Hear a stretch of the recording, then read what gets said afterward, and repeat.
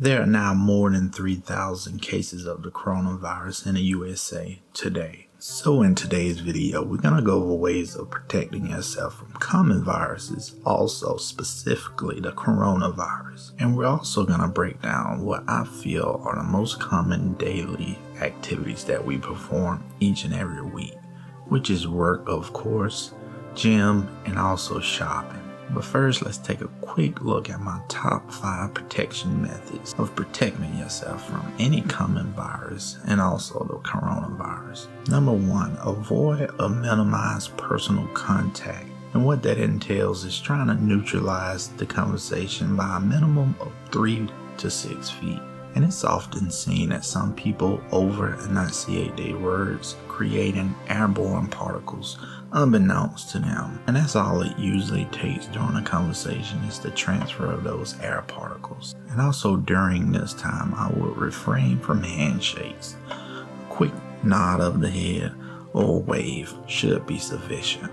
Number 2 is wash your hands often. A minimum of 20 seconds under warm water and soap.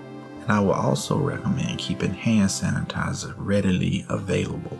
While most hand sanitizer states that it kills 99.9% of germs, I would suggest when shopping for a hand sanitizer to make sure the alcohol percentage level is above 60%. Number 3, I would suggest to stay away from your face, rubbing your eyes, nose, or mouth.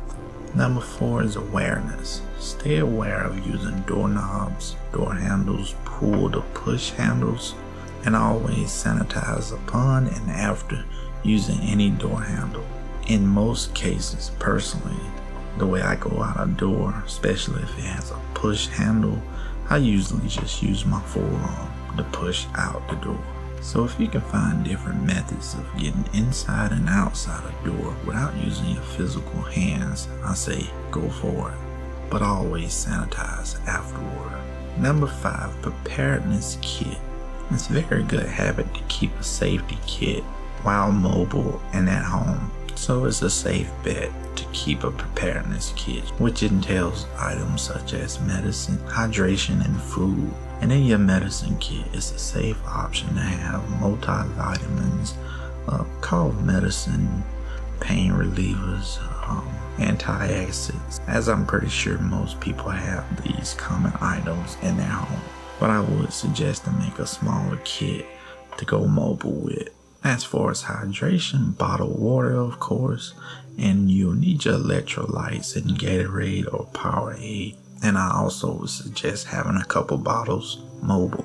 Foods, I would suggest having canned products such as soups, stews, broth, veggies, fruit juices, nuts, trail mix. All of those are easily attainable and have a great shelf life. So those are my top 5 ways of protecting yourself from the common virus, especially the coronavirus. So let's get into using these steps into our everyday workflow. And while at work, our first priority is to avoid and minimize personal contact within a 3 to 6 foot distance. Remember to neutralize the conversation when possible. Treat your workstation as your sanctuary. That means don't allow anyone to use your keyboard or mouse to transfer possible viruses. And be aware of what's most used by coworkers and try to avoid, if unavoidable, sanitize after use.